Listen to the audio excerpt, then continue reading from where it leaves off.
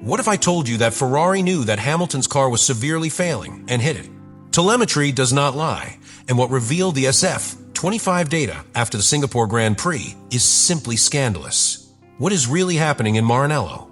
Ferrari tried to project a normal image after the 2025 Singapore Grand Prix, but internally a technical storm unleashed.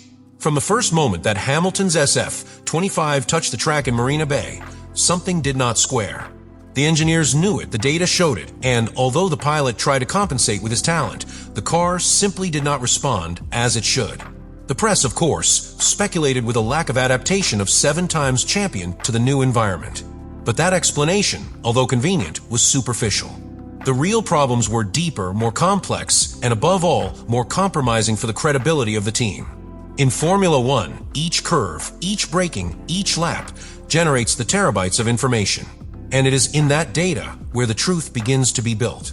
In the case of Hamilton, which revealed telemetry, was disconcerting. The way in which his car managed hybrid energy, one of the most critical components of modern performance, diffused substantially with respect to his teammate, Charles Leclerc. In particular, the ERS system did not display its power efficiently in certain acceleration phases, losing crucial thousandths in sectors where the yield should be constant. At first glance, it was not visible, but in the power graphics and torque it was. It was not a pilot error.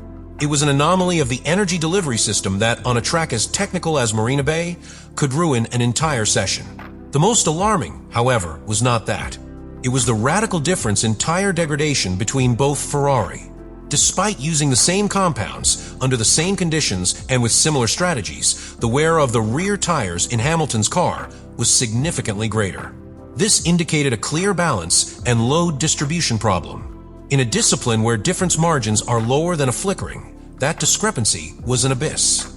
Internally, the technical team acknowledged that Hamilton's chassis was generating irregular loads in slow curve, making more work to the rear axle, and therefore accelerating the fatigue of the tires.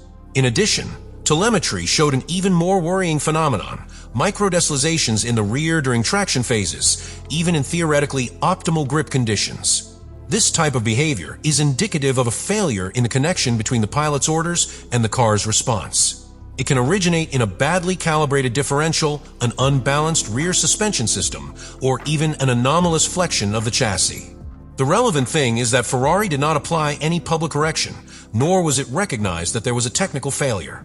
On the other hand, to speak of lack of adaptation or complicated track conditions on track. But the contrast with Leclerc was too great to justify it only from a human. But the data does not shut up, and the engineers much less. Do you want us to explore now how complete telemetry is structured and analyzed in a modern Formula One equipment, and how the equipment used this data to make key decisions in a matter of minutes, where the seriousness of a situation was most evidenced during the classification of the Singapore Grand Prix? While the leading teams adjusted their cars to scratch vital tenths between each session from Q3, Hamilton's SF25 simply did not advance. On a track like Marina Bay, which improves back to return thanks to the progressive gum, this is practically unacceptable. The British car not only did not improve, but its records remained static, as if the car had reached an invisible roof that the team could not, or did not want to transfer. In Formula One, this does not happen by chance. Hamilton's telemetry revealed that the problem was in the way the SF25 interpreted asphalt grip in real time.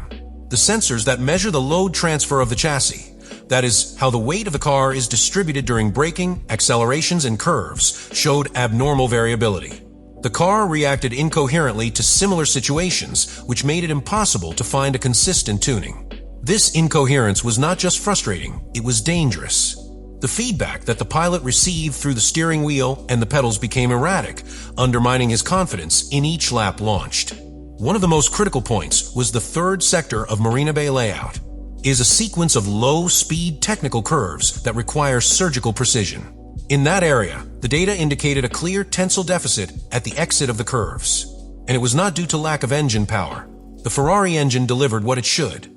The problem was that the car failed to transfer that power to the asphalt efficiently. This was clear in the longitudinal acceleration graphics, which showed steep peaks and falls in sections where a progressive acceleration curve is expected. These ups and downs were not controlled by Hamilton.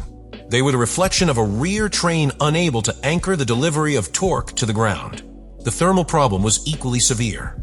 Temperatures recorded in rear tires, especially classification laps, fell outside the ideal operating range required by Pirelli to obtain maximum adhesion. In simple terms, the tires were cold at times where they should be red. This may be due to a preheating failure, a poor ERS energy management, or even deficiencies in the rear aerodynamics of the car. The truth is that Hamilton never had a tire ready to attack a quick lap, as it should. And that, in classification, is a sentence. But there was an additional detail that presented the real caliber of the problem. During the real-time simulations made by the engineers in Maranello, the comparative maps between Hamilton and Leclerc showed an unusual phenomenon. The SF-25 of the British took longer to stabilize their dynamic variables after passing through a curve. That is, the car needed more time to rebuild after each aggressive maneuver. This reduced the available time to reapply power and maximize the speed in a straight line, a critical factor on a stop-and-go track like Singapore. All this explains why, despite Hamilton's unquestionable talent, his performance was intermittent, almost erratic. It was not an adaptation problem. It was a design, configuration, and above all, management problem. Ferrari opted for silence, hoping that the media narrative will focus on the learning curve of the new pilot.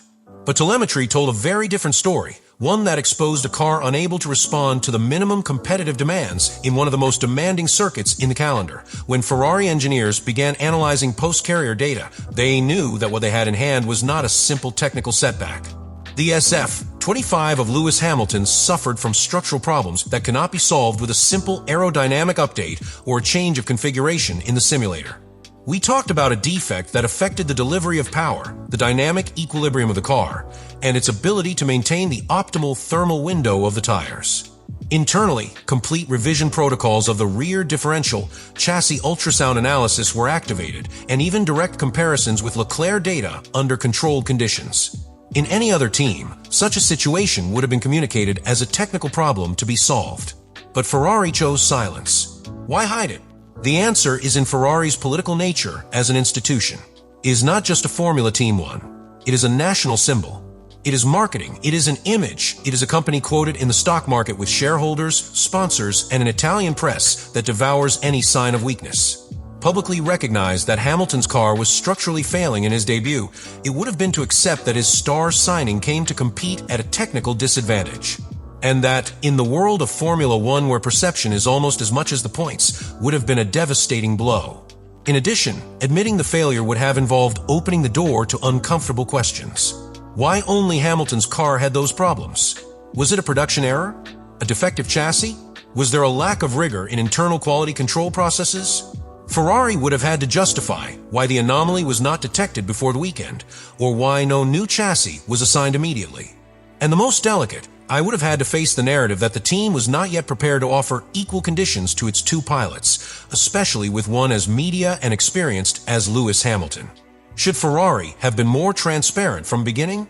Or did he do well to protect his structure at the expense of sacrificing the narrative of his star pilot? How would the public's perception have changed if real data had been shared? These questions are still open, and their answer will define not only the immediate future of Hamilton, but the technical credibility of the Maranello project in this new era of Formula One. The situation that was lived in the Singapore GP with Ferrari and Lewis Hamilton raises a question that goes far beyond a failed race. Where is the line traced between protecting the team and being honest with the public? Can a team justify technical silence when the data shows a structural failure that conditions the performance of one of its pilots? Because if telemetry has demonstrated something, it is that the truth in Formula One does not need press releases. It is measured in volts, in degrees, in newtons. And it doesn't lie. The lack of transparency, especially in a season as mediated as the one that implies Hamilton's debut with Ferrari, puts in check the technical credibility of the team. Because when silence is imposed on the explanation, what is generated is distrust. And in a sport that lives on millimeter precision, of full confidence between pilot and engineers that is more destructive than any error in boxes. Do you think Ferrari should have been more transparent from the beginning with the problems of SF-25? Do you think that protecting the image of the team justifies to expose a pilot as a Hamilton against public scrutiny and media criticism? Or do you consider that these types of decisions are inevitable in a structure as large and symbolic as Scuderia? Share your opinion in the comments.